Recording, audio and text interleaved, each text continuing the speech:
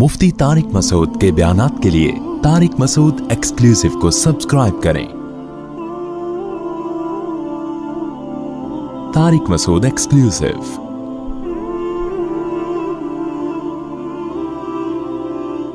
आदम अलैहिस्सलाम के बेटे काबिल ने हाबिल अपने भाई को कत्ल कर दिया एक औरत की लालच में, इश्क मुआशके में भाई का खून किया। वो पहला खून था इंसानी तारीख, लेकिन काफिर नहीं थे वो, अकीदा खराब नहीं था, अमली कोताहियां थी, अमली कोताही। आहिस्ता आहिस्ता आहिस्ता आहिस्ता बड़े बड़े वलीउल्लाह पैदा हुए ना उस कौम में, आदम अलैहिस्सलाम की औलाद में नेक बुजुर्ग पैदा हुए जो लोगों को हिदायत देते थे। कुछ पैगंबर भी आए, शीस अलैहिस्सलाम कहा जाता है। तो होते होते हुआ ये कि कुछ बुजुर्ग इतने अच्छे कि जब वो दुनिया से गए ना तो लोग उनकी याद में उनके मुजस्मे बना लिए। लोगों ने क्या किया उनकी याद में? ये हराम है इस्लाम में। जैसे लोगों ने अपने पीर साहब की तस्वीर लगाई हुई होती है, अपने अब्बा अम्मा की तस्वीर दीवारों पे लगाई हुई होती है, क्या ये जायज़ है इस्लाम में? यादगार के तौर पर दीवारों पे तस्वीर लटकाना इस्लाम में जायज़ नहीं। खैर उन्होंने, अब वो कायदे आज़म से पूछो भाई, कह रहे कायदे आज़म की तस्वीरें भी तो लगी होती हैं, तो जिन्होंने लगाई हैं उनसे पूछो। तो इस्लाम में बहरहाल तस्वीर साजी क्या है? हराम। ये डिजिटल तस्वीर के हुक्म में नहीं है, खूब समझ लो अच्छी तरह, इस पर मैं बहुत डिटेल से बयान कर चुका हूं। और किसी जरूरत से तस्वीर खिंचवानी हो वो भी जायज है, क्योंकि जरूरत से जो कुत्ता पालना जायज है, तो जिस हदीस में कुत्ते को हराम करार दिया उसमें तस्वीर को भी, तो जरूरत में जब कुत्ता मुस्तस्ना है तो तस्वीर भी क्या है? अब जरूरत बहुत सारी हो सकती है, बिला जरूरत की बात कर रहा हूं। बिला जरूरत ताजीम के लिए तस्वीरें लटकाना इस्लाम में जायज नहीं है। हाँ जरूरत हो तो वो मुस्तस्ना है, वो खारिज है उससे। तो खैर जरूरत ये होती है इश्तिहारी मुजरिम है, उसकी तस्वीर देनी पड़ जाती है। हमारे यहाँ तो नहीं दी जाती, लेकिन बहुत से मुल्कों में दी जाती है। हमारे यहाँ तो जो इश्तिहारी मुजरिम है, अल्लाह माफ़ फरमाए, अजीब सी बातें ज़बान से निकल रही हैं, वो खुद लोगों की तस्वीरें दे रहे होते हैं कि इनको पकड़ो। तो खैर अब क्या बोले यार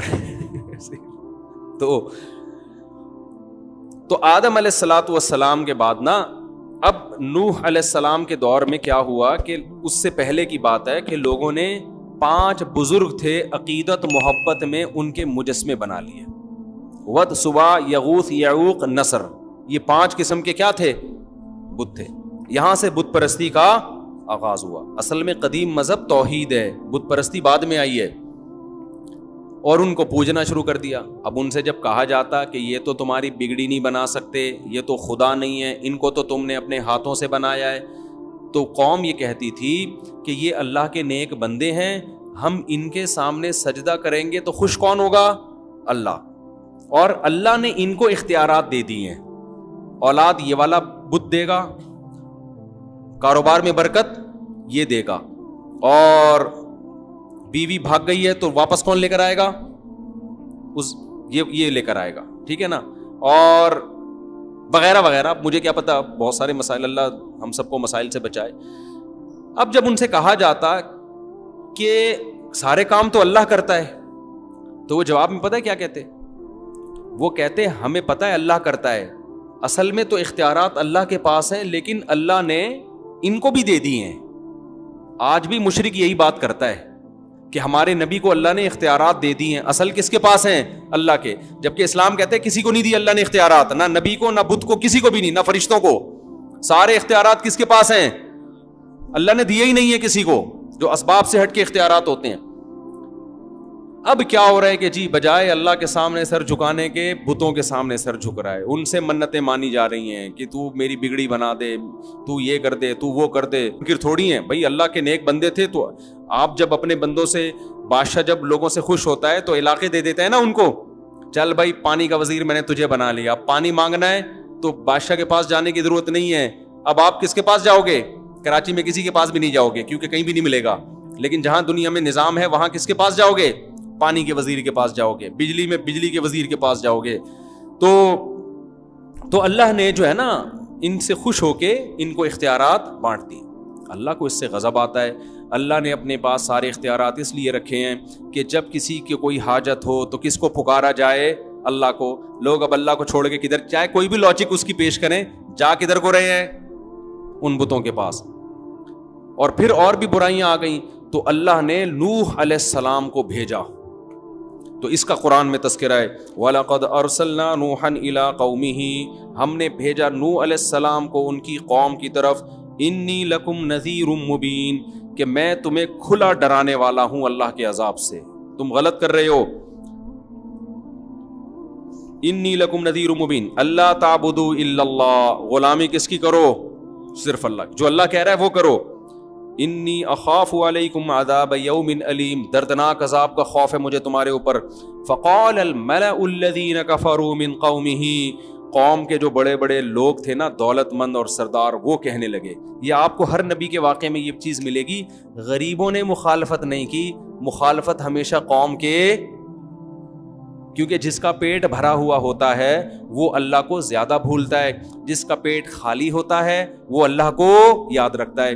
صحیح حدیث ہے, آپ صلی اللہ علیہ وسلم نے فرمایا, واللہ مل فقر اخشى علیکم ولکن اخشى علیکم ان تبسط علیکم الدنیا ولکن اخشى ان تبسط علیکم الدنیا فتہلککم کما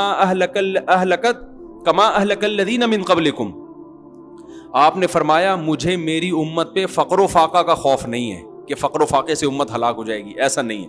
مجھے خوف اس بات کا ہے پیسہ بہت آئے گا امت کے پاس, اور یہ دولت ان کو ایسے ہلاک کر دے گی جیسے پچھلے لوگوں کو ہلاک کیا تھا. اب دیکھو نا عرب کنٹریز میں پیسہ جب نہیں تھا, دین پہ تھے نا پورے, جب پیسہ آ گیا تو مزید پیسہ کمانے کی کوشش. اب حال دیکھو کس طرف کو رخ ہو گیا ہے. تو یہی حال سب کا ہے دنیا میں. تو پیسہ آنے کے بعد دین سنبھالنا مشکل. اسلام یہ نہیں کہہ رہا پیسہ مت کماؤ, پیسے والے کو فکر دوسروں سے زیادہ کرنی ہے, کیونکہ اس کو پھر نا غریب علماء تو ویسے ہی برے لگ رہے ہوتے ہیں اس کو, کہ ان کے پاس تو پہننے کے چپل نہیں ہے, ہمیں بتائیں گے طلاق ہوئی ہے کہ نہیں ہوئی ہے, صحیح ہے نا, یہ ہمیں بتائیں گے وراثت کے کیا مسائل ہیں. تو یہ تانا ملتا ہے. تو اللہ تعالیٰ نے فرمایا کہ فقال الملأ الذین کفروا من قومہ, قوم کے جو بڑے بڑے سردار تھے, وڈیرے تھے, وہ کہنے لگے, ما نراک الا بشرا مثلنا, آپ تو ہماری طرح کے انسان ہو. آپ کیا ہو؟ ہماری طرح کے انسان. اس میں بھی بڑی ٹیکنیکل پوائنٹ کی بات ہے. ہر پیغمبر کو یہ تانا ملا ہے کہ آپ ہمارے جیسے بشر ہو, کھاتے ہو, پیتے ہو, بازاروں میں خریداری. پیغمبروں نے جواب میں یہ نہیں کہا کہ نہیں ہم بشر نہیں ہیں, ہم کوئی اور مخلوق ہیں, بلکہ پیغمبروں نے یہی کہا ہم کیا ہیں, تمہاری طرح کے بشر ہیں. تو اللہ نے انسانوں میں ایک انسان کو سلیکٹ کر لیا. اس سے بھی پتہ چلتا ہے کہ جو پیغمبر ہیں, آپ بتاؤ پیغمبر سے بڑا ولی اللہ کوئی ہو سکتا ہے؟ لیکن ان کی لائف نارمل لائف ہوتی ہے. آج جو ہمارے ہاں ولی اللہ کا تصور ہے وہ یہ ہے کہ نہ گھڑ سواری کرے, نہ وہ 4 شادیاں کرے, نہ کہیں رشتے کا پیغام بھیجے, وہ نہ وہ سوئمنگ کرے, نہ وہ نلی نہاری کھائے جاوید نہاری پہ بیٹھ کے, نہ وہ انڈوں پہ مرغی بٹھائے. وہ ایک عجیب سی مخلوق ہو. خرامہ حضرت جی تشریف لاتے ہیں اپنے گھر سے نماز کے لیے, نظریں پلکیں جھکا کے, ایسے منہ سے خوشبوؤں کی لہریں نکل رہی ہوتی ہیں, بغلیں والے جیسی ہوں, وہ تو کسی نے جھانک کے نہیں دیکھی ہیں. آ کے تمیز سے نماز پڑھ کے پھر روتے ہیں, دھوتے ہیں, پھر تمیز سے نصیحت کر کے خرامہ. یہ لائف اسٹائل ہے حضرت. 2 طرح کی ڈشیں ان کے سامنے آ جائیں تو ان کو غصہ آ جاتا ہے کہ دنیا مسافر خانہ ہے, مجھے صرف ککڑی کھلاؤ, ٹھیک ہے نا. یہ بزرگ کا اسلام میں تصور بولو نہیں ہے. صحابہ تو ایسے نہیں تھے بھائی, گھوڑے سے تیز دوڑ لیتے تھے. سلمہ ابن اکوا, اگر سلمہ ابن اکوا اس زمانے میں ہوتے, کوئی روحانی علاج کراتا ان سے؟ جب ان کو بھاگتا ہوا دیکھتا, کوئی بھی نہیں کراتا. کہتے ہیں یار یہ تو بزرگ ہی نہیں ہے, تو گھوڑے سے بھی تیز دوڑ رہے ہیں, میں گھوڑے سے علاج کرا لوں گا, ٹھیک ہے نا, کسی اور مخلوق سے علاج کرا لوں گا. تو یہ جو بزرگ کا تصور ہے نا, اس کو کھوپڑی سے کیا کرو. ہمارے نبی صلی اللہ علیہ وسلم نے بیویاں بھی رکھیں, آپ کی اولادیں بھی ہوئیں, ان کے کچھ نہ کچھ اونچ نیچ بھی ہوئی, جیسے ہر گھر میں بیگموں کی ہوتی ہیں. آپ ناراض ہو کے گھر سے چلے بھی گئے, تو نیچرل لائف یہی ہے. تو بزرگ کا کبھی کبھار گھروں میں جھگڑے بھی ہوتے ہیں. یہ لوگ کہتے ہیں بزرگوں کے گھر میں جھگڑے نہیں ہوتے, وہ بزرگ نہیں ہے, وہ کچھ اور ہی مخلوق ہے, چیک کرو, صحیح ہے نا. تو سب کچھ نارمل ہی ہوتا ہے. ہاں بزرگ کسے کہتے ہیں؟ الا ان اولیاء اللہ لا خوف علیہم ولا هم يحزنون الذین آمنوا وکانوا یتقون. عقیدہ صحیح ہو, برائیوں سے بچتا ہو, بس. سمجھتے ہو عقیدہ کیا ہو؟ توحید والا, ختم نبوت والا, تقدیر پر ایمان, آخرت پر ایمان, اور برائیوں, ظاہری برائی سے بھی اور باطنی برائی, دل میں دنیا کی محبت نہ ہو, جاہ کی محبت نہ ہو, دولت کی لالچ نہ ہو, حب باہ نہ ہو. حب باہ بھی ایک بیماری ہے, ہر وقت ہرک عورتوں کی مسلط, حلال حرام کی پرواہ نہیں کرتا, بد نظری کرتا ہے, فوش فلمیں دیکھتا ہے, زنا کی طرف جاتا ہے, یہ گندے ہیں, یہ چیزیں نہ ہو. اور ظاہری گناہوں سے بھی بچتا ہو, نماز قضا نہ کرتا ہو, سمجھتے ہو کہ نہیں سمجھتے, زکوٰۃ دیتا ہو, وغیرہ وغیرہ. تو اگر کوئی ظاہری اور باطنی برائیوں سے بچتا ہے, پھر میرے بھائی وہ مرغیاں بھی انڈوں پہ بٹھا سکتا ہے, پھر وہ سوئمنگ بھی کر سکتا ہے, وہ گھڑ سواری بھی کر سکتا ہے, پھر وہ جاگنگ بھی کر سکتا ہے, پھر وہ مذاق بھی کر سکتا ہے اپنے خرچے پہ اگر کر رہا ہے, ٹھیک ہے نا. پھر وہ نلی نہاری بھی نیمو نچوڑ کے کھا سکتا ہے, پھر وہ 2 پراٹھے 2 انڈوں کے ساتھ بھی کھا سکتا ہے, اپنے خرچے پہ کھا رہا ہے نا. تو خیر, تو قوم نے کیا کہا, نوح علیہ السلام سے فرمایا ما نرا. اچھا, اس میں ان لوگوں پر بھی رد ہے جو نبی صلی اللہ علیہ وسلم کو بشر نہیں مانتے, نور مانتے ہیں. پیغمبروں کو تو یہ تانے دیے گئے کہ آپ تو ہماری طرح کے انسان ہیں, تو پیغمبر نے کبھی نہیں کہا کہ نہیں ہم تمہاری طرح کے نہیں ہیں. انہوں نے کہا ہم نے کب کہا کہ ہم انسان ہیں بھائی, ہم بھی کھاتے ہیں پیتے ہیں. لیکن کیا ہے, اللہ نے انسانوں میں سے کسی انسان کو اپنے پیغام کے لیے منتخب کر لیا ہے, تو وہ انسان, ساری صفات انسانوں والی ہوں گی. ما نراک الا بشرا مثلنا وما نراک اتبعک الا الذین هم اراذلنا. ایک اور تانا ملا کہ ہم دیکھتے ہیں کہ آپ کو جو فالو کرتے ہیں نا وہ قوم کے غریب لوگ ہیں, لہذا ہم آپ کی مجلس میں بولو نہیں بیٹھے. یہ بھی تکبر ہوتا ہے اکثر مالداروں میں کہ ان غریبوں میں ہمیں کیوں بٹھایا جا رہا ہے, ان غریبوں میں ہمیں کیوں بٹھایا جا رہا ہے. اسلام کی دعوت بڑی جاندار ہے, بڑی جاندار, اس میں امیر اور غریب میں فرق نہیں ہے. آج بھی ہندوؤں کی عبادت گاہوں میں ایسا ہوتا ہے کہ وہ فلانی قوم کا ہے, وہ مندر میں بغیر پیسوں کے آئے گا, وہ دوسری قوم کا ہے وہ پیسے دے کے آئے گا. مسجدوں میں الحمدللہ اب تک ایسا رواج, مسجد میں صف کے پیچھے رکشے والا بھی ہوگا, ادھر بریگیڈیئر صاحب بھی ہوں گے, ادھر جناب کو چوکیدار ہوگا, ادھر وزیر اعظم صاحب ہونے چاہیے, آگے کیا ہوگا, ٹھیک ہے نا, ایک ہی صف میں کھڑے ہو گئے, محمود و ایاس, نہ کوئی بندہ رہا نہ بندہ نواز. تو ہمارے حضرت نے سعودی عرب کا ایک واقعہ سنایا بڑا زبردست, ایک بدو کا. حرم میں نا جماعت کی نماز کھڑی ہونے والی تھی بیت اللہ کے قریب, ہمارے شیخ حضرت مفتی رشید احمد صاحب اگلی صف میں بیٹھے ہوئے تھے. اب کیا ہوا ہے کہ کچھ رائل فیملی کے لوگ آئے, بادشاہ لوگ, تو وہاں شرطوں نے لوگوں کو ہٹانا شروع کیا کہ پہلی صف میں کون کھڑا ہوگا, بادشاہ. وہاں اصل میں مجبوری بھی ہے, مجبوری سیکیورٹی ہے. مقصد میرا خیال ہے یہ نہیں ہے ان لوگوں کا کہ بادشاہ پہلے باقی سب, سیکیورٹی کے پوائنٹ آف ویو سے یہ ضروری ہوتا ہے بعض جگہ, کہ کیونکہ وہاں تو قتل کا خطرہ ہوتا ہے نا بادشاہوں کو, تو ان کی سیکیورٹی بہت سخت ہوتی ہے.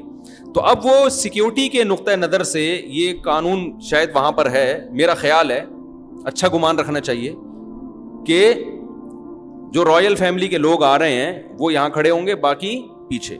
تو ایک عربی بدو کھڑا ہوا تھا, اب اس کو کون سمجھایا کہ یہ سیکیورٹی کی ضرورت ہے. اس بدو کو شرطے نے کہا پیچھے چلا جا. وہ کہہ رہا ہے گل لا الہ الا اللہ, گل قل کو کہتے ہیں. وہ شرطے سے کہہ رہے بول لا الہ الا, یعنی تو کافر ہو گیا ہے. یعنی اللہ کے دربار میں یہ فرق کر رہا ہے امیر اور غریب کا, رائل فیملی کا اور ایک عام آدمی کا. تو اسلام سے کیا ہو گیا, خارج ہو. ہمارے حضرت کو اس کا یہ بولنا اتنا اچھا لگا نا, حضرت نے کئی بار بیان میں بتایا کہ اتنا مجھے اس بدو کی سادگی اچھی لگی. وہ شرطا کہہ رہے پیچھے جا, وہ کہہ رہے تو کلمہ پڑھ کے اسلام قبول کر, لا الہ الا اللہ پڑھ, دوبارہ کافر ہو گیا ہے. اللہ کے گھر میں تو کہہ رہے کہ یہاں یہ کھڑے ہو گئے تیرے. وہ جیسے ایک مسجد میں نا, واقعات سے واقعات یاد آتے ہیں یار, کیا کریں.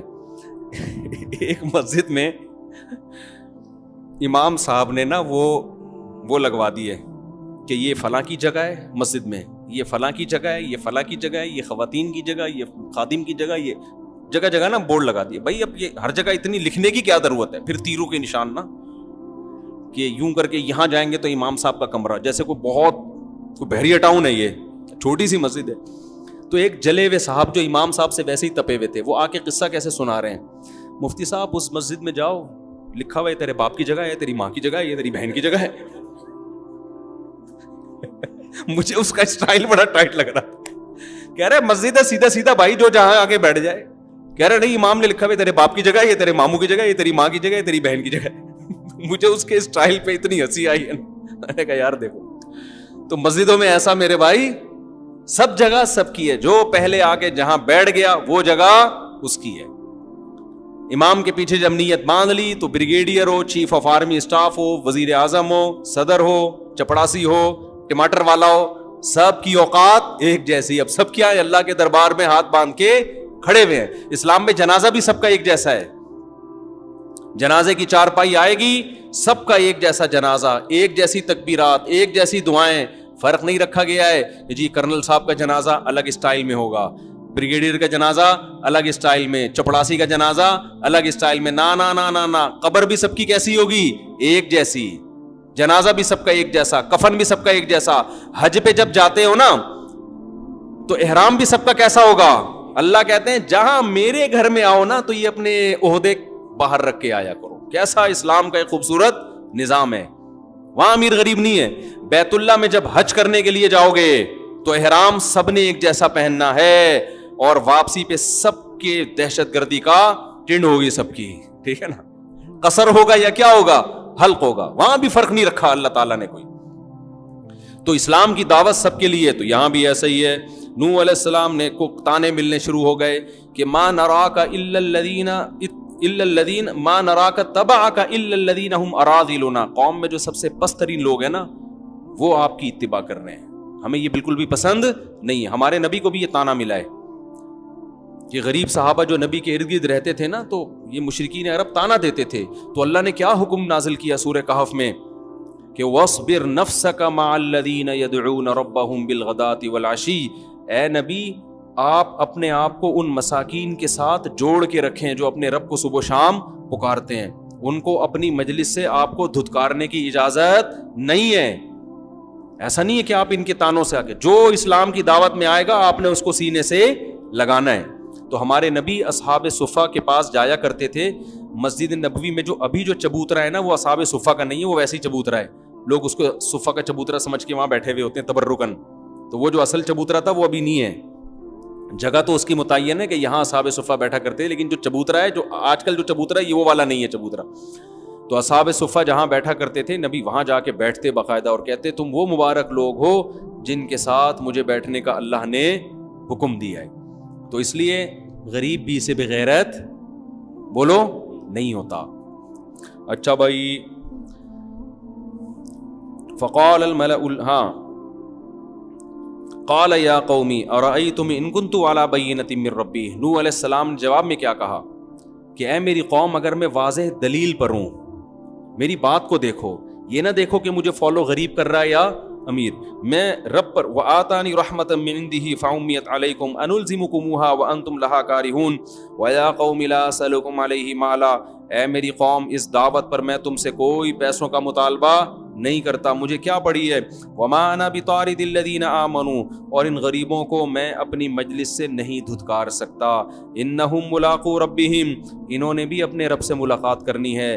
وَيَا قَوْمِ مَنْ يَنْصُرُنِي مِنَ اللَّهِ إِن طَرَدتُّهُمْ, بتاؤ اگر میں ان کو اپنی مجلس سے نکال دوں تو مجھے اللہ کے عذاب سے پھر کون بچائے گا.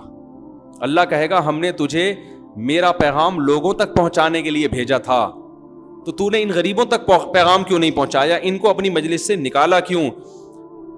افلا تذکرون, تم نصیحت حاصل کیوں نہیں کرتے. رہا یہ مسئلہ کہ تم مجھے کہتے ہو کہ ہماری طرح کے انسان ہیں, دولت بھی نہیں ہے, تو ولا اقول لکم عندی خزائن اللہ, میں نے تو کبھی بھی نہیں کہا کہ میرے پاس اللہ کے خزانے ہیں. ولا اعلم الغیب, میں نے یہ بھی نہیں کہا کہ میں غیب جانتا ہوں, مجھے نہیں پتا کل کیا ہونے والا ہے, میرے پاس غیب کا علم نہیں ہے. اس سے صاف پتہ چلتا ہے کہ پیغمبر عالم الغیب نہیں ہوتے, نہ میرے پاس غیب کا علم ہے. ولا اقول انی ملک, اور نہ میں یہ کہتا ہوں کہ میں کوئی فرشتہ ہوں, نور ہوں, ایسا بھی نہیں ہے, میں بشر ہوں, کھاتا ہوں, پیتا ہوں. ولا اقول للذین تزدری اعینکم لن یؤتیہم اللہ خیرا, اور جن غریبوں کو تم تانے دے رہے ہو, مشرکین یہ بھی تانے دیا کرتے تھے کہ اصل میں ان کو کوئی عزت دینے والا نہیں ہے, تو یہ آپ کے دربار میں ان کو عزت مل رہی ہے تو اس چکر میں آ رہے ہیں, نیتوں پہ بھی شبہ کرتے تھے. تو نوح علیہ السلام نے کہا کہ اللہ اعلم بما فی انفسہم، ان کے دلوں میں کیا یہ کون جانتا ہے؟ اللہ. میں دل کا مکلف نہیں ہوں. بعض دفعہ ہوتا ہے نا کہ یار لوگ کہتے ہیں اصل میں ان کو تو سوسائٹی میں کوئی لفٹ ویسا ہی نہیں کرا رہا تھا، تو چونکہ آپ نے اپنی مجلس میں جگہ دے دی، انہوں نے کہا چلو تھوڑی ہمیں یہاں عزت مل رہی ہے، تو ان کی نیتیں ٹھیک نہیں ہیں. تو حضرت نوح علیہ السلام نے کیا کہا کہ ان کے دل میں کیا ہے یہ کون جانتا ہے؟ اللہ. میں ظاہر کا مکلف ہوں، میں دل کا مکلف نہیں. کتنی زبردست تبلیغ ہے ہمارے لیے. آج ہم دل میں گھس رہے ہوتے ہیں اگلے کے، ابے یہ جو کھلا رہے ہیں نا غریبوں کو، ابے یہ ہمیں پتا ہے شو مارنے کے لیے. تجھے کیا پتا یار یہ شو مارنے کے لیے یا ترغیب دینے کے لیے؟ جو اچھا کام کر رہا ہوگا نا، دوسری شادی کر رہا ہے، ابے سنت کا لیبل لگایا ہوا ہے، مقصد کچھ اور ہے. بھائی جب پٹے گا تو خود سمجھ میں آ جائے گا اس کا مقصد کیا تھا، برا تھا یا اچھا تھا. جب پٹے گا نا سمجھ میں آئے گا. تو پٹ کے بعد اگر برداشت کر لیا تو اچھا مقصد تھا، برداشت نہیں کیا اس کا مطلب بندہ ٹھیک نہیں تھا. یہ تو اللہ اعلم بما فی انفسہم ولکنی اراکم قوما تجہلون، لیکن اے میری قوم اتنا مجھے پتا ہے کہ تم جہالت کر رہے ہو. ان کے بارے میں نہیں کہہ سکتا کہ ان کی نیت ٹھیک ہے کہ غلط، لیکن تمہارے بارے میں یقینی کہا جا سکتا ہے کہ تم جہالت کر رہے ہو. قرآن کہتا ہے 950 سال کم نہیں ہوتا، دن میں رات میں نوح علیہ السلام پکارتے رہے سمجھاتے رہے آ جاؤ اللہ کی طرف، چھوڑ دو اس شرک کو، مان لو اس اللہ کی. قوم دنیا پرستی. قوم کے مسائل کیا ہوتے ہیں؟ پیٹرول سستا ہو جائے، آٹا سستا ہو جائے، پیٹ بھر جائے، سکون کی زندگی ملے، اللہ سے کوئی واسطہ نہیں. تو قوم بڑے سکون میں تھی، بارشیں آسمان سے برس رہی تھیں، زمین سے نباتات اگ رہے تھے، فصلیں لہلہا رہی تھیں، مسائل ان لوگوں کے حل تھے. تو یہی قوم ایک ترقی یافتہ کنٹری ہونے کی علامت ہے. قوم یہ کہتی تھی ہم ترقی یافتہ ملک ہیں، مضبوط لوگ ہیں، سب کچھ ٹھیک ہے. تو بس ٹھیک ہے نا. آج پتہ ہے ہمارے لبرل لوگوں نے سکسیس اور کامیابی اس کو سمجھ لیا ہے کہ ڈالر نیچے ہو جائے اور ہماری کرنسی جو کبھی بھی اوپر بظاہر نہیں لگ رہا، اللہ کرے ہو جائے، وہ کہاں چلی جائے؟ اوپر ہو جائے. ہونا چاہیے ایسے، ہمیں بھی خوشی ہوگی. یہ اصل کامیابی نہیں ہے. قرآن جو کہہ رہا ہے نا وہ کہیں اور لے کے جا رہا ہے آپ کو، وہ کسی اور طرف لے کے جا رہا ہے. تو نوح علیہ السلام کی قوم کہتی تھی ہم ترقی یافتہ لوگ ہیں، کوئی ٹینشن نہیں ہے، کوئی پرابلم نہیں ہے. تو یہ بحث میں کتنے سال لگے ہیں؟ 950 سال. لوگ کہتے ہیں نا اگر اللہ ان نافرمانوں سے ناراض ہے تو تباہ کیوں نہیں کر دیتا؟ بھائی اللہ ہماری طرح جلد باز نہیں ہے، حلیم ہے، بردبار ہے. وہ ہماری طرح نہیں ہے، ہمیں تو کسی پہ غصہ ہے اسی وقت جاری کر دیتے ہیں. اللہ ایسا نہیں، وہ بہت مہلت دیتا ہے. 950 سال تک سمجھاتے رہے. قرآن کہتا ہے قالوا یا نوح قد جادلتنا، ایک دن قوم نے کہا اے نوح تو نے ہم سے بڑا جھگڑا کیا، فاکثرت جدالنا، بہت زیادہ جھگڑا ہو گیا ہے. 950 سال کوئی کم نہیں ہوتے، بہت بحث ہو گئی ہے. فاتنا بما تعیدنا ان کنت من الصادقین، اب ایسا کر تو عذاب لے آ، جو صبح شام وعدے کرتا ہے نا عذاب آئے گا، اب ہمیں دکھا دے اپنی آنکھوں سے. اب کیا کر ہمیں، یہ ہٹ دھرمی کی انتہا ہے. بھائی ایسے ہی چلتے رہتے، وہ گن پوائنٹ پہ تو نہیں تمہیں مسلمان بنا رہے نا، وہ زبردستی تو نہیں سر پھاڑ رہے معاذ اللہ کسی کا. دعوت دینے دو ان کو. جیسے بعض لوگوں کے یہاں تبلیغ والے آتے ہیں، بھائی سن لو 5 منٹ کی بات کریں گے نا، چلے جائیں گے، کوئی زبردستی گھسیٹ کے تھوڑی، وہیں سے غصہ کرنا شروع کر دیتے ہیں. یہ بڑی خطرناک بات ہے کہ آپ دین کی دعوت پہ ہی برگلانا شروع کرتے ہیں. آپ کو بہت، یہ تکبر کی علامت ہے. تو قوم جواب میں کہنے لگی تو نے بہت جھگڑا کیا ہم سے، فاکثرت جدالنا، اب تو عذاب لے آئے. قال انما یاتیکم بہ اللہ ان شاء. نوح علیہ السلام نے کہا مجھے نہیں پتا کب عذاب آئے گا، یہ لائے گا کون؟ اللہ. وہ بھی اس وقت لائے گا جب وہ چاہے گا، نہیں چاہے گا تو دنیا میں کوئی عذاب نہیں آئے گا. آپ دیکھو پیغمبر کے اعصاب کتنے مضبوط ہوتے ہیں.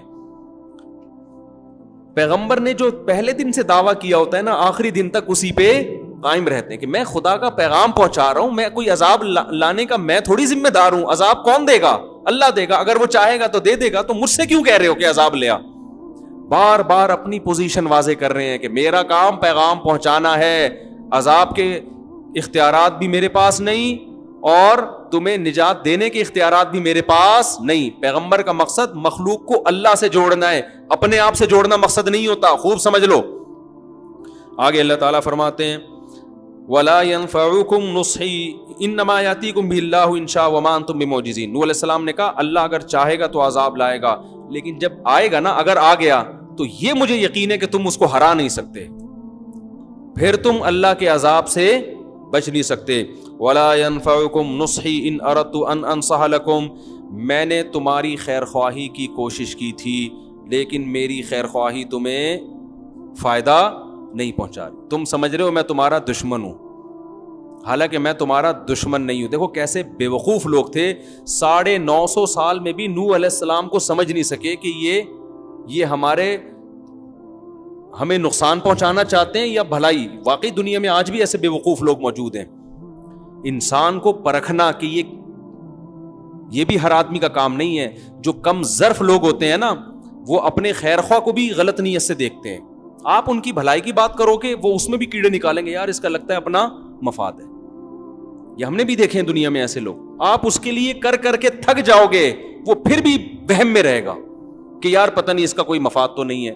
تو ظرف تھوڑا کیا ہونا چاہیے، بڑا.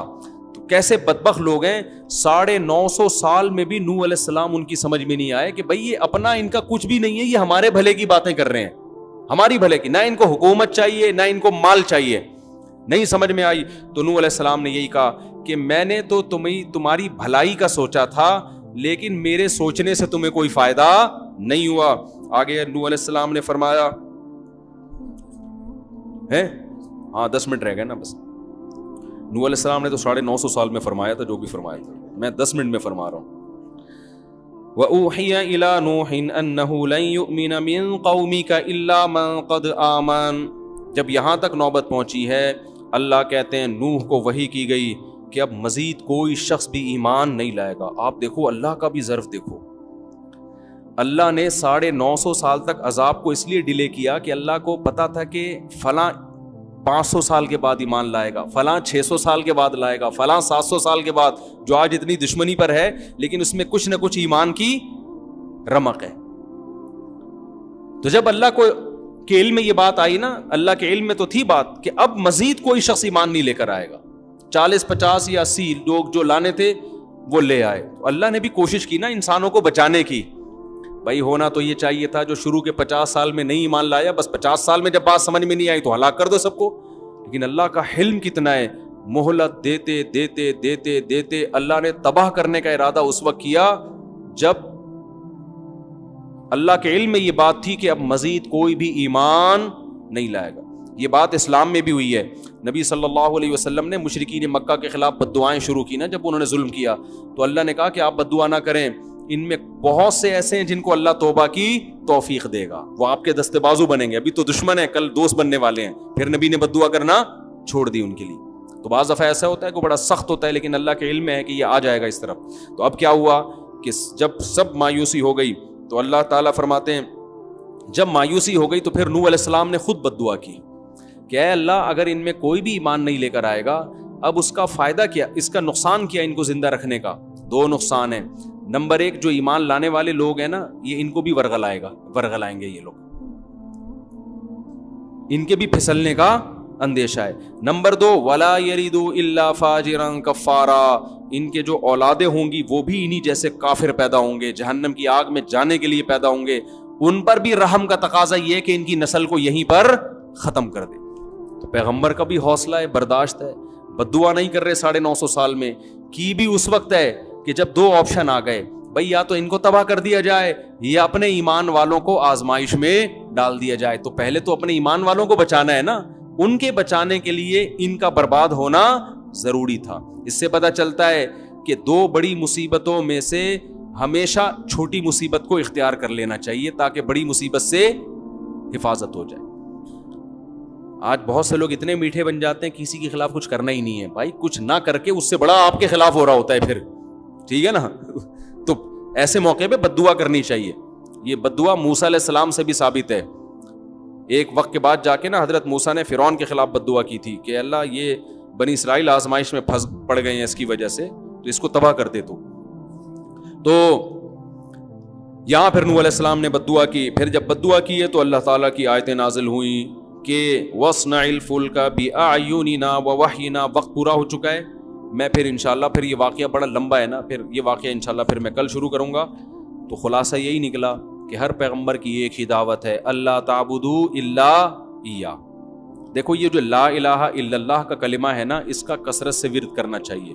یہ بڑا جاندار کلمہ ہے. حدیث میں آتا ہے افضل الذکر لا الہ الا اللہ, سب سے بہترین ذکر کون سا ہے؟ لا الہ. کیوں؟ اس میں ایتھیس لوگوں کی بھی نفی ہے. جو ایتھیس لوگ ہیں وہ کہتے ہیں کوئی کریٹر ہے ہی نہیں.